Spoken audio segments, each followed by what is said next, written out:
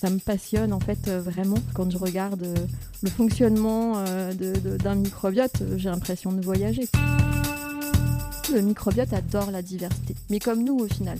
Si nous, tous les jours, on fait les mêmes choses, si on mange la même chose, en fait, au bout d'un moment, on perd du plaisir à le faire, on perd le goût en fait à faire.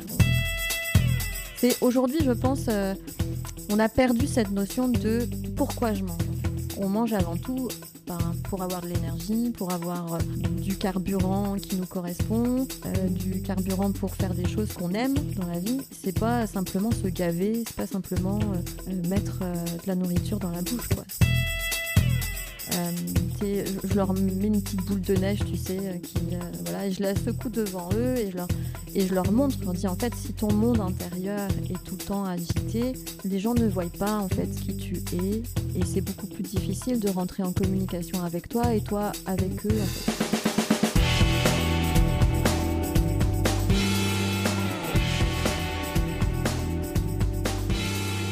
80% des métiers de 2030 n'existent pas encore. Je suis Chloé, je suis ingénieure, curieuse et multipassionnée de tout ce qui touche au vivant. J'ai donc décidé de créer un nouveau métier, vivantologue. Dans ce podcast, je pars à la rencontre de ces humains badass qui, par passion et ou par profession, protègent ce précieux vivant. Le vivant en soi et le vivant sur cette planète. Ils nous aideront à comprendre les grands enjeux actuels, nous donneront des clés d'action et surtout l'envie d'avoir envie. Si un peu. Et surtout l'envie de nous engager nous aussi en faveur de la construction d'une nouvelle société plus vivante et vibrante, car nous avons tous un rôle à jouer. Bonne écoute. Pour ce deuxième épisode, je rencontrais Amandine Cléché. Amandine, elle a d'abord été kinésithérapeute, elle est aujourd'hui physionutritionniste, phytothérapeute, coach mental et physique spécialisée dans les sports outdoor. Elle est aussi professeure de hatha yoga, formatrice et conférencière. Ces titres à rallonge me plaisent. Ils rendent uniques déjà. Et pour moi, ils traduisent surtout cette soif de comprendre le monde, et l'humain en particulier. Cette envie de toujours plus explorer, de créer des ponts entre des mondes différents qui alimentent la créativité et permettent des découvertes. L'audace aussi de redevenir débutant et vulnérable dans de nouvelles disciplines, admettre qu'on ne sait pas tout, peut-être rien, qui place dans une posture humble et ouverte, encore si difficile pour moi, et qui permet pourtant à la vie de nous offrir toute sa magie. Ces slasheuses et ces slasheurs, comme on les appelle, me donnent l'autorisation d'oser sortir des cases et d'assumer que moi aussi, je pourrais passer ma vie à apprendre. C'est le hasard qui nous a fait nous rencontrer, même si je crois de moins en moins au hasard. Un message que j'ai déposé un jour d'audace dans le groupe WhatsApp des thérapeutes de la maison de santé à côté de chez moi. Amandine a répondu. Avec Amandine, ça a tout de suite matché, c'est un soleil et ça fait du bien d'être à ses côtés.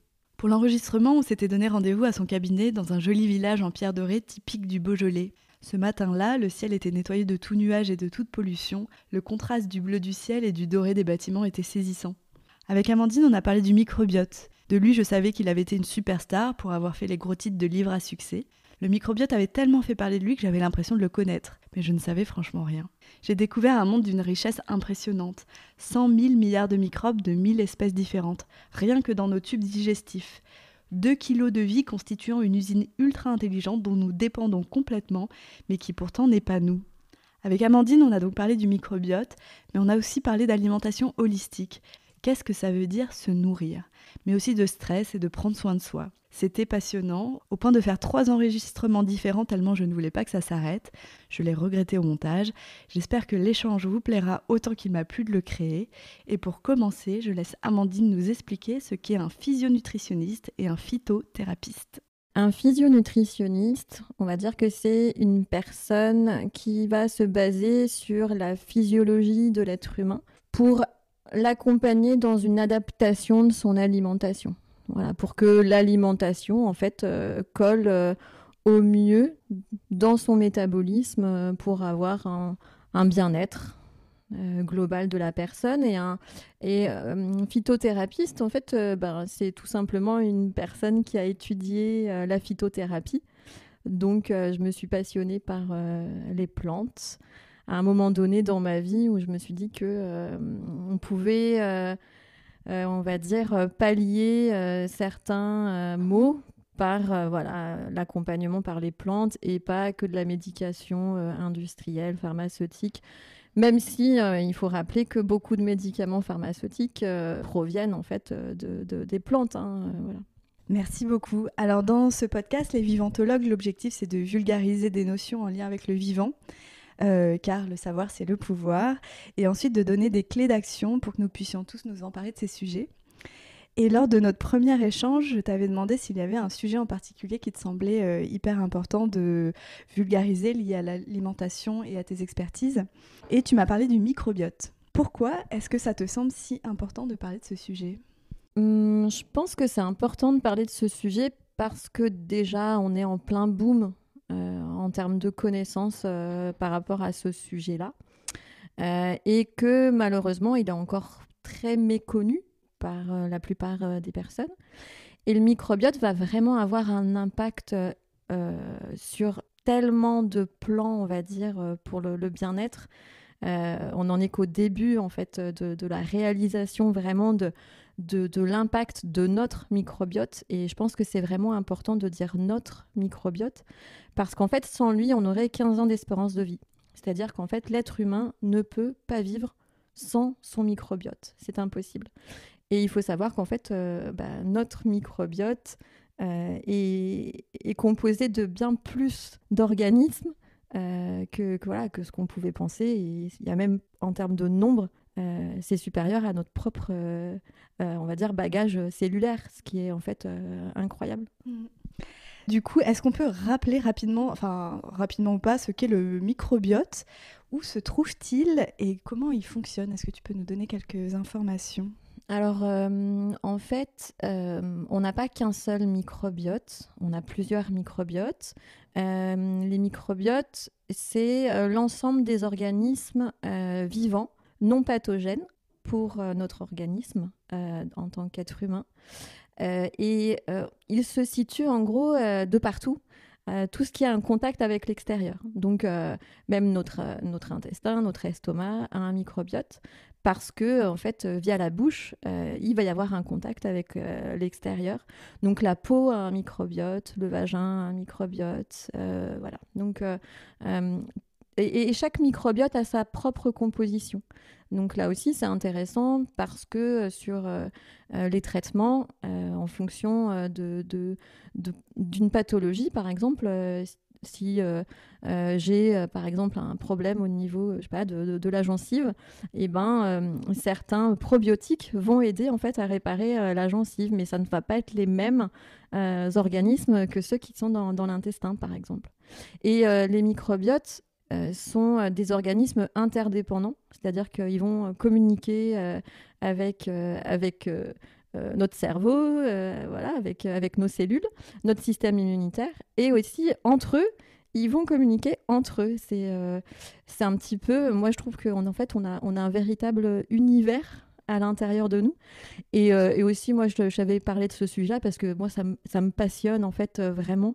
Voilà, quand je regarde le fonctionnement d'un microbiote, j'ai l'impression de voyager, quoi. C'est vraiment un voyage intérieur, quoi. Trop bien, j'adore. Pour préparer cet épisode, j'étais allée voir un peu les chiffres. J'avais vu cette phrase, nous sommes à 90% bactériens et 10% cellulaires. Donc ça fait référence à ce que tu disais sur le nombre de bactéries. J'avais vu aussi que dans notre ADN, on a 24 000 gènes dans notre ADN qui nous constituent, 3 millions dans le tube digestif, donc microbiote intestinal. Et donc, on se demande actuellement à quel point les bactéries qui nous habitent contribuent à moduler l'expression de nos propres gènes.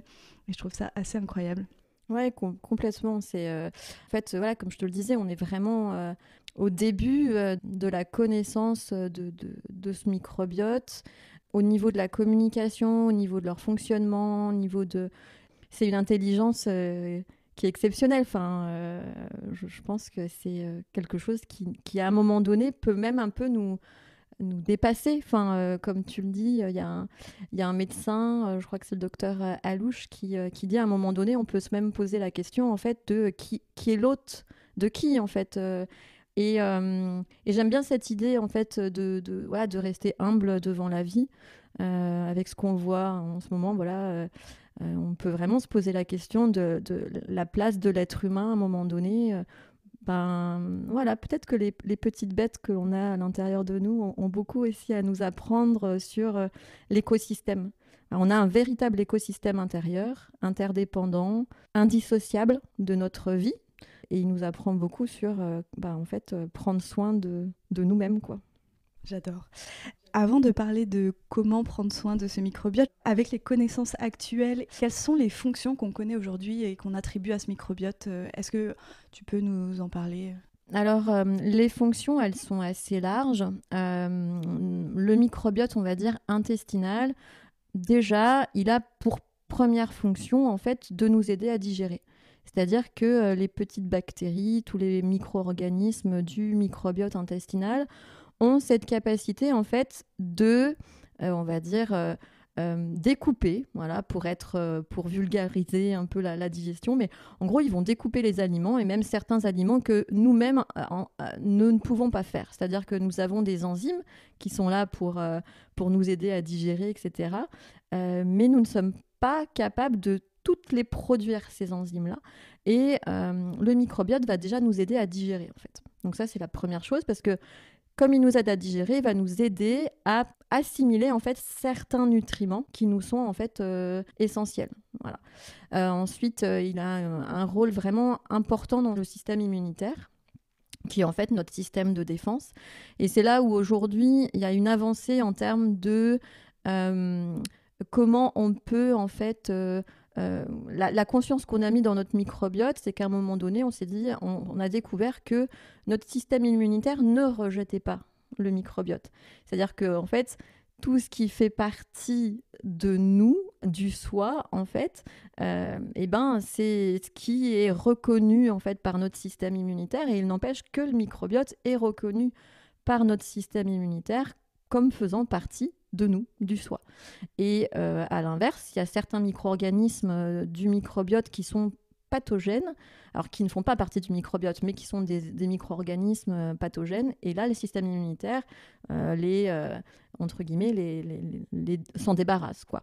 Et voilà, le microbiote, il va également servir à la production de certaines vitamines, à certains neurotransmetteurs qui sont essentiels à notre survie, notamment la sérotonine, qui est vraiment très importante pour nous et pour notre cerveau.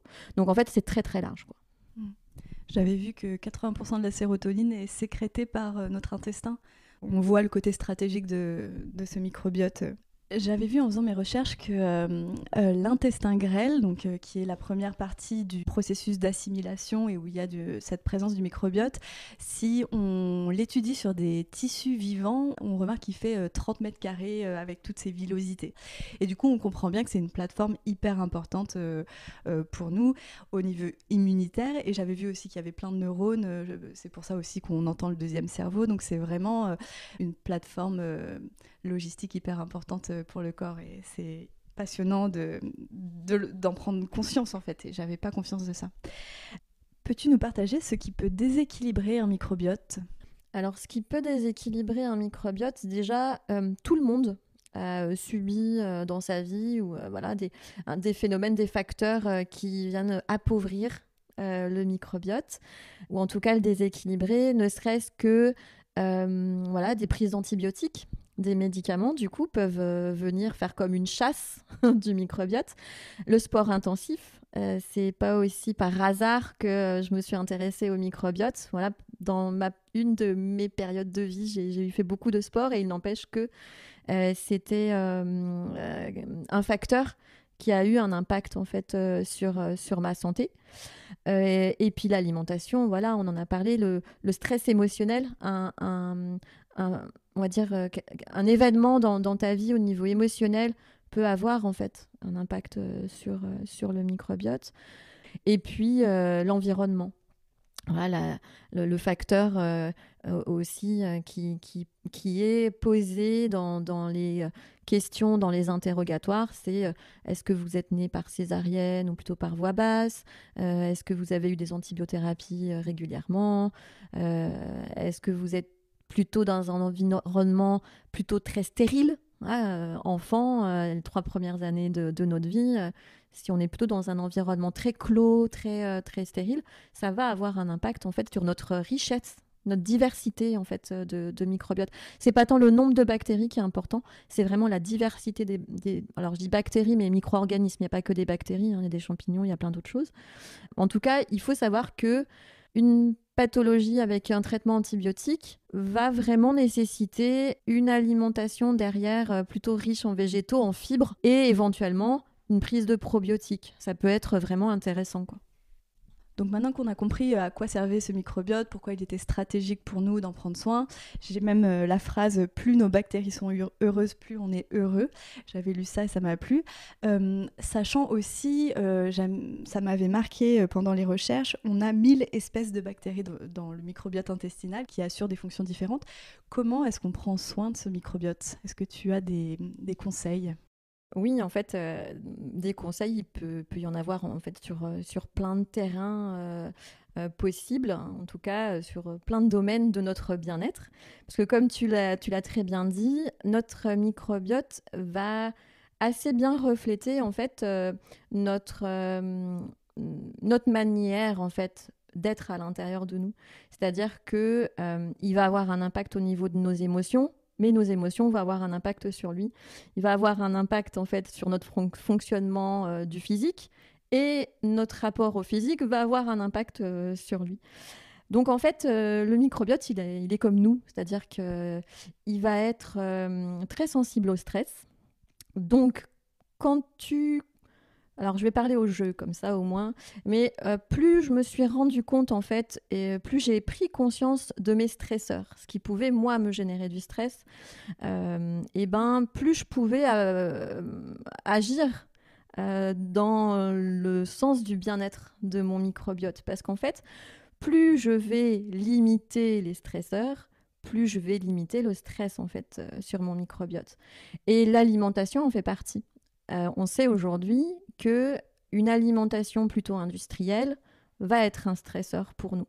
On sait que les édulcorants sont des stresseurs pour nous parce que du coup, ils vont activer notre système immunitaire. Ils vont affaiblir notre système immunitaire. Si je me suis orientée vers la phytothérapie, c'est parce qu'aujourd'hui, je suis persuadée, je suis convaincue qu'il faut remettre des végétaux dans notre assiette.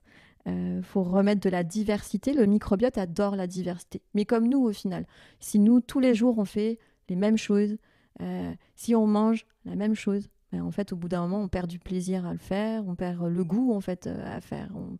Et le microbiote adore la diversité, il adore le goût, il adore les couleurs, donc mettre des couleurs dans son assiette. Et puis, prendre le temps. Je pense qu'il y a un des paramètres à l'heure actuelle sur lequel on peut agir, c'est comment on remplit notre temps.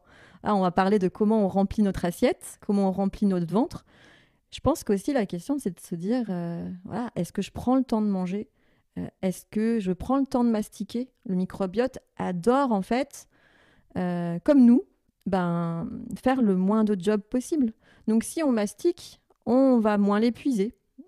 Donc déjà, ça peut passer en premier temps, par exemple, comme conseil, observez-vous. Est-ce que je mâche quand je mange ? Est-ce que je prends le temps de mâcher ? Rien que de poser la question, de se dire combien de temps j'ai pris pour manger à midi. Voilà, donc, et puis le microbiote adore le plaisir. Mais le plaisir pour le bien-être. Et il faut, pour le coup, je pense, modifier un peu notre perception du plaisir, du goût. Quand je parlais d'alimentation industrielle, on sait qu'aujourd'hui, même dans des plats qui sont censés être salés, on rajoute du sucre. Et voilà, c'est revenir à du naturel, je pense. Voilà, l'alimentation naturelle, déjà. J'adore cette idée. Ça avait matché dès nos premiers échanges où tu avais beaucoup insisté sur le fait de remettre un peu de conscience dans notre vie pour se demander comment je me nourris, mais sous toutes les formes, pas que alimentaires, aussi dans la vie de tous les jours aussi, qu'est-ce que je donne à manger à mon être. Et ça m'avait beaucoup plu, cette idée. Une autre idée qui m'avait beaucoup plu, j'aimerais bien que tu le développes ici, que tu y reviennes. Tu m'avais dit qu'on avait un microbiote d'occidentaux et pas d'esquimaux japonais. Qu'est-ce que ça veut dire ? Si on part en fait quand même du principe des dernières recherches, c'est notre microbiote reflète en fait d'où on vient. Et du coup, on pourrait en fait retracer sur des générations en fait notre hérédité, rien que par notre microbiote. si on parle du microbiote intestinal, en tout cas, on a tous une cartographie qui nous est propre. C'est comme une empreinte digitale, c'est vraiment un code barre. Mais par contre, notre code barre dans nos familles, on retrouve des similitudes et on peut remonter la lignée. Et quand je te disais ça, c'est parce qu'aussi, pour moi, ça vient avec l'idée qu'aujourd'hui, l'alimentation, elle pullule dans les magasins. Et donc, tu me posais la question de comment prendre soin de notre microbiote. Je pense que ça fait aussi partie, en fait, du soin, c'est de se dire, nous sommes des Occidentaux. Moi, j'ai plutôt, on va dire, dans ma famille, des origines méditerranéennes, italiennes. Et clairement, le régime alimentaire qui me correspond en termes d'humeur, d'émotion, de santé physique, etc., c'est le régime méditerranéen. Et il n'empêche que c'est aussi on va dire, une des typologies d'alimentation qui est intéressante pour prendre soin de son microbiote. Mais parce qu'aussi, voilà, notre alimentation, elle va être, je te le disais, digérée par notre microbiote. Et donc, on a un microbiote d'occidentaux. Donc, ça fait partie, je pense, de cette conscience-là, de se dire, voilà, quand on va chercher des produits naturels dans des circuits courts, et ben clairement, le circuit court, on va pas manger comme en Amérique du Sud, quoi. Trop bien. Et puis ça plaît beaucoup à l'écolo que je suis, puisque il me manquait parfois des arguments pour militer pour cette alimentation plus locale, plus naturelle, plus saine et plus de saison. Et j'avais pas pensé au microbiote, j'avais pas pensé que notre corps aimait aussi ça et que c'était pas qu'une question écologique, c'était aussi une question de santé. Et ça m'avait beaucoup plu de le reconscientiser. Est-ce que tu peux nous expliquer la différence entre prébiotiques et probiotiques ? Alors, pour faire très simple, en gros, les prébiotiques, c'est l'alimentation de notre microbiote. Donc, effectivement, comme tu l'as dit, les prébiotiques, ça va plutôt être ce qui est des fibres, voilà, dans notre alimentation. Donc, les fruits, les légumes, les légumineuses. Voilà, le microbiote adore, en fait, cette typologie alimentaire. Et probiotiques, ce sont les micro-organismes constituant notre microbiote. Et en fonction des probiotiques que l'on prend, on ne va pas avoir mêmes espèces bactériennes dans les probiotiques. C'est aussi pour ça que je vais conseiller à des personnes pour lesquelles certains probiotiques ne vont pas forcément avoir une action bénéfique comme elles le souhaitaient, etc. Là, quand elles viennent me voir et qu'elles me disent « Oh, mais les probiotiques, j'en ai déjà pris, ça ne marche pas », je leur pose toujours la question « Mais lesquels avez-vous pris et est-ce que vous avez éventuellement changé, varié et on adapte au mieux ?» Je leur dis « Les probiotiques, du coup, c'est pour remettre des micro-organismes dans notre microbiote intestinal et en tout cas, ça, par exemple, je te donnais tout à l'heure l'exemple de la bouche, etc. Faut vraiment prendre conscience qu'il y a tellement d'espèces que plus on va choisir un probiotique adapté à ce qu'on souhaite comme action, plus mieux ça va marcher, ou en tout cas on a plus de chances de réussite, quoi. Et il faut savoir que aujourd'hui, en tout cas à l'heure actuelle, je n'ai pas encore lu d'études qui révélaient des effets secondaires pour des prises de probiotiques. Donc ça, c'est intéressant. Il y a quelques personnes qui peuvent faire, entre guillemets, le retour que sont de temps en temps un peu de diarrhée, des choses comme ça, mais c'est très léger au final comme effet secondaire, quoi. Si on doit mettre en place un premier petit geste au quotidien pour prendre soin de ce microbiote, qu'est-ce qui pourrait être facilement applicable dès aujourd'hui dans cette démarche de prendre soin de son intestin ? Alors, c'est jamais évident de répondre à cette question parce que très souvent, quand j'accompagne les personnes, voilà, que ça soit dans n'importe quel domaine, hein, comme tu le sais, voilà, j'accompagne aussi bien des sportifs de haut niveau que des personnes qui se retrouvent dans des difficultés de changement de vie, etc., ou tout simplement qui veulent remettre du bien-être dans leur assiette. C'est un accompagnement qui est souvent personnalisé et pour que les habitudes puissent durer, les nouvelles habitudes, il faut que les changements soient à la fois progressifs. Il faut aussi que les changements soient possibles pour la personne. J'aurais tendance à dire, d'un point de vue général, que, comme je te le disais, la mastication me paraît aujourd'hui quelque chose, en tout cas, un conseil qui peut être pratiqué par tous, puisque on parle d'alimentation et qu'on met tous l'alimentation dans la bouche, on est censé mastiquer, et qu'aujourd'hui, avec nos vies qui ont une tendance à aller à 200 à l'heure, on en oublie presque la mastication. Donc déjà, j'aurais dit mastiquer. Et puis, revenir à des produits naturels, donc se remettre un peu à cuisiner. Je pense que c'est quelque chose qui peut être aussi vraiment important et intéressant. Et de jouer sur le tableau du stress émotionnel, de prendre le temps de respirer, de souffler, même juste avant d'aller manger. Aujourd'hui, il y a des études qui montrent que, là, tu parlais de mon côté à voir l'alimentation dans son ensemble, mais je reste vraiment sincèrement convaincue que ne serait-ce que la manière qu'on a d'arriver devant son assiette, notre manière d'être avant de manger va avoir un impact sur notre microbiote. Si j'arrive, je suis déjà hyper speed, hyper stressée, que je pense à ma réunion après manger, que en fait je sais même plus ce que j'ai mis, quel aliment dans la bouche, le microbiote, je suis pas du tout connectée avec ce qui se passe en moi, quoi. C'est aujourd'hui, je pense, on a perdu cette notion de pourquoi je mange, en fait.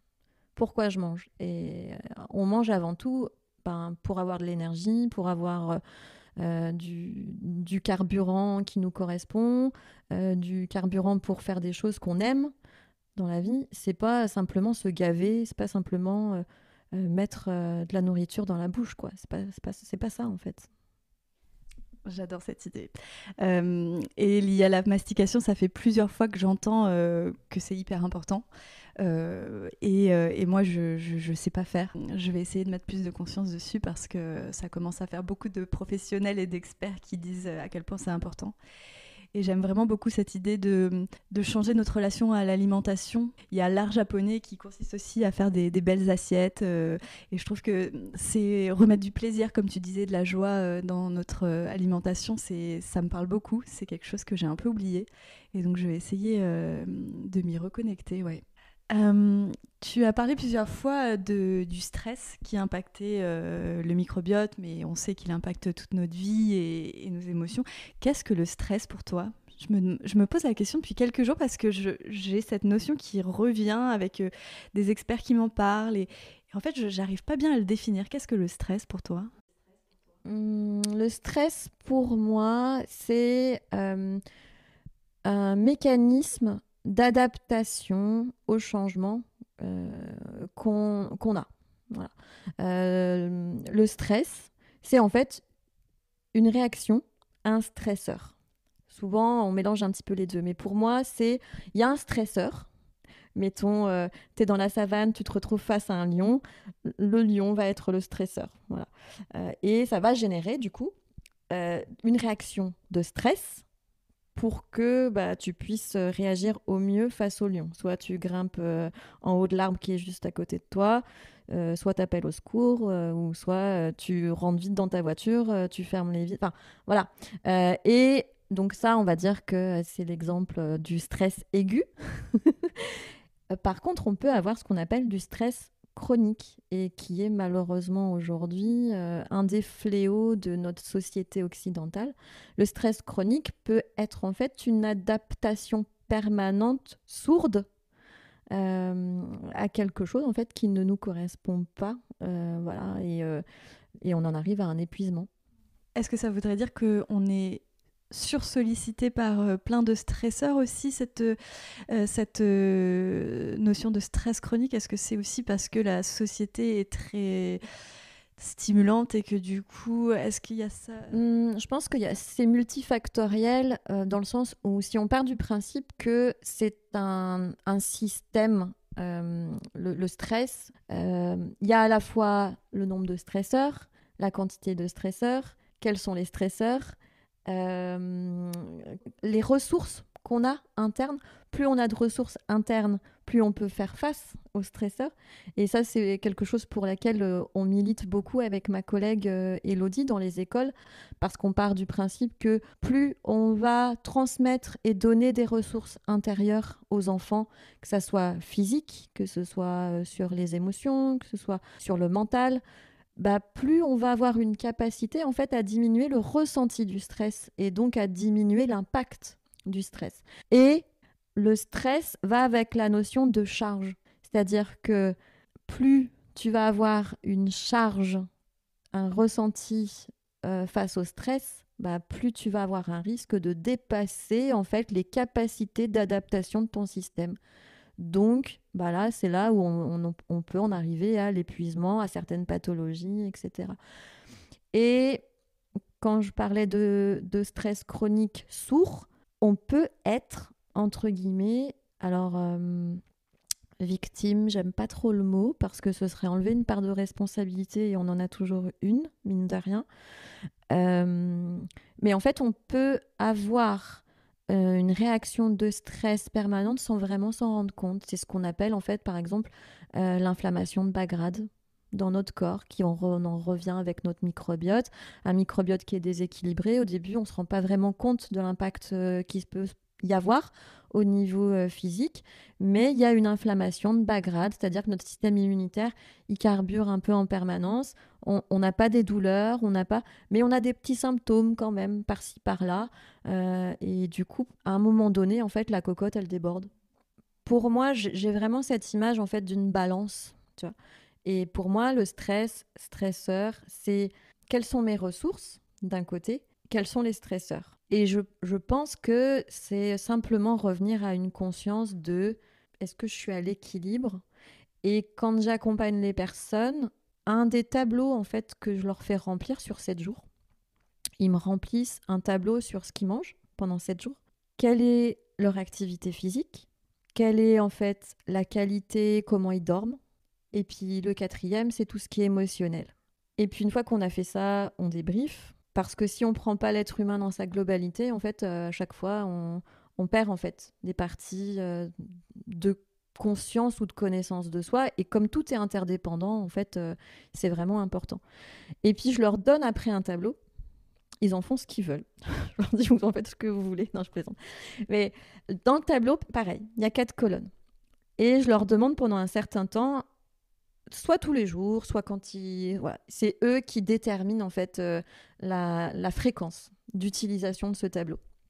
Et dans ce tableau, en fait, là, pour les 4 colonnes, c'est toujours les mêmes questions. Il y a une colonne au niveau énergétique, il y a une colonne physique, il y a une colonne émotionnelle, il y a une colonne mentale. Et à chaque fois, c'est les mêmes questions. Comment je me sens? Qu'est-ce que je ressens énergétiquement, émotionnellement, mentalement, physiquement? De quoi j'ai besoin pour rééquilibrer si j'ai besoin? Quelle action je mets en place? Et quel est, du coup, derrière mon action, le ressenti après l'action? Est-ce que l'action que j'ai mis en place, elle a du coup eu l'impact que j'avais envie? Est-ce qu'il y a eu le changement que je souhaitais? Et très progressivement, les gens, ils font ça pendant un certain temps. Et après, ils n'ont plus besoin du tableau. En fait. Et là, on est dans la balance. Parce que là, on parle des ressources. Parce que on parlait des actions. Les actions, c'est nos ressources. Et il nous faut des ressources pour passer à l'action. Et l'action, elle te génère aussi des ressources. C'est un cercle vertueux. Passionnant. Je me souviens qu'une de nos rencontres t'avait dit que l'humain était fait pour passer à l'action. Et j'avais bien aimé cette idée parce que je suis la reine de la procrastination. L'action est très dure pour moi, je pense, parce que j'ai pas trop confiance. Mais ça se débloque et en effet d'avoir cette vision, c'est un très bon exercice que tu partages et de faire le bilan un peu de toutes nos ressources pour que ça puisse nous aider dans cette action qui est inhérente en fait d'être humain en fait et aussi ça me fait penser que souvent, enfin en tout cas pour ma part, j'étais un peu déconnectée du corps et que du coup je savais même pas quels étaient mes besoins, et je pense que quand tu dis qu'au bout d'un moment on n'a plus besoin de ce tableau, c'est qu'on réapprend à s'écouter et à se connaître et du coup après on s'enclenche des autoroutes, des nouvelles routes où on est capable en fait on se connaît en fait, on revient à la connaissance de soi.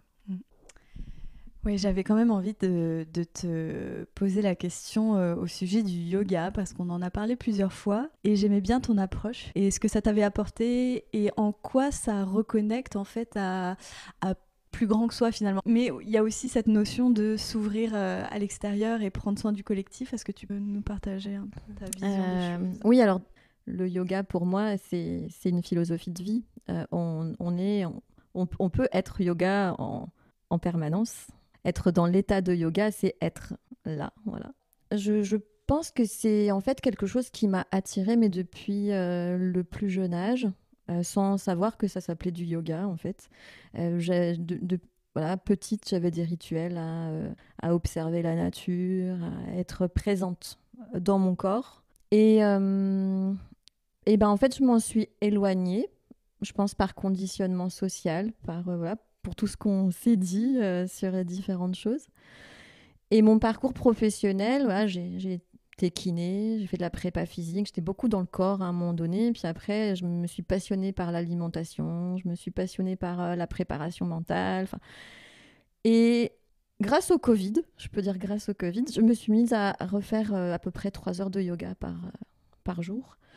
Et là, en fait, j'ai vraiment pris conscience que plus je prenais soin de moi et de ma capacité à être présente, à être consciente avec moi-même, plus en fait je pouvais rayonner, être apaisée et être en lien avec les autres de manière beaucoup plus posée, en fait, plus calme, et de rentrer vraiment en communication avec l'extérieur.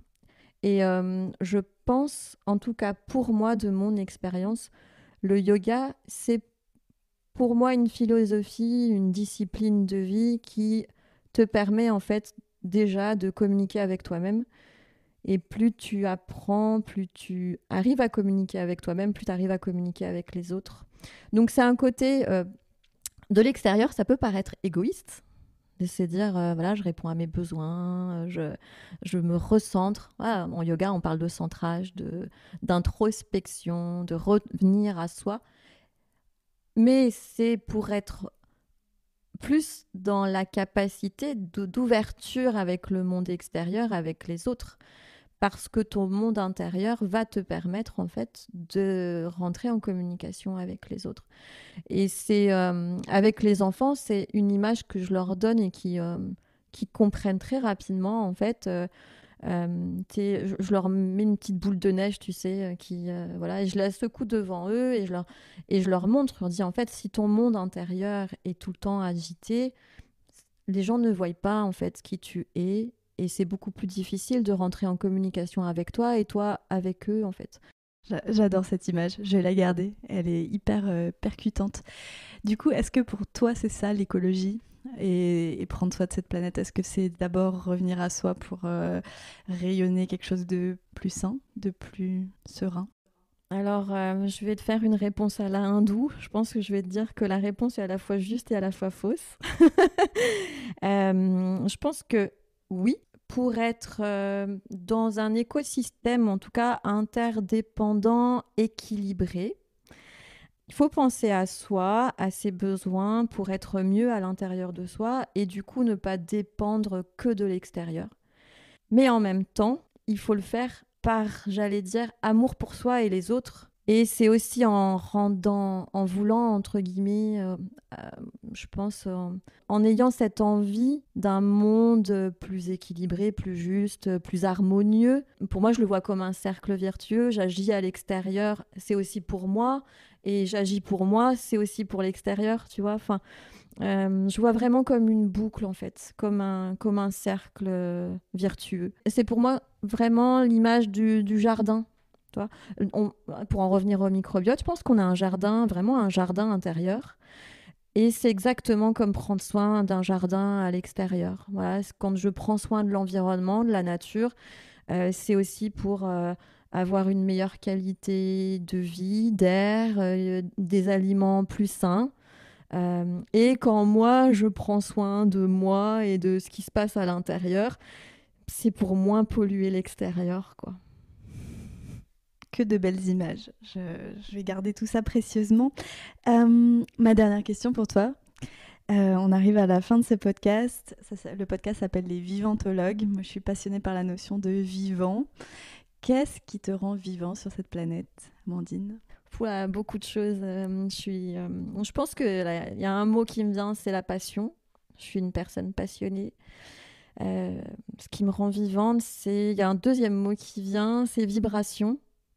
Donc vibration dans tout le sens du terme. Voilà, j'adore le mouvement, j'adore la musique, j'adore la danse, j'adore les rencontres. Ouais, il y a des rencontres, toutes rencontres peuvent, entre guillemets, te faire vibrer, voilà, que ça soit des rencontres agréables ou désagréables, mais il n'empêche que ça fait bouger des choses à l'intérieur de toi. Donc je pense que ouais, c'est ça pour moi le vivant, c'est de se sentir en mouvement, bouger, et que d'avoir conscience de ça en fait. Et même dans l'immobilité, on bouge, c'est ça qui est chouette. Merci beaucoup Amandine. Comment est-ce qu'on peut te retrouver ton travail ? Est-ce que tu le partages sur les réseaux, sur Internet ? Je commence à le partager sur les réseaux, sur Instagram, voilà, sur amandine.cléché.yoga.pm. Et comment on peut me retrouver facilement, voilà, par mail, téléphone. Les gens peuvent me contacter avec plaisir pour avoir plus d'informations, pas de problème. Merci pour votre écoute. Je serais heureuse de savoir avec quoi vous repartez de cet échange avec mon invité. Qu'est-ce qui vous a parlé en particulier ? Pour cela, vous pouvez le partager sur la page Instagram podcast-les Vivantologues. Si cet épisode vous a plu, vous pouvez également laisser un avis sur les plateformes de diffusion ou le partager autour de vous à des personnes qui pourraient être intéressées. Merci pour votre aide et je vous dis à très bientôt pour de nouvelles explorations autour de la notion du vivant.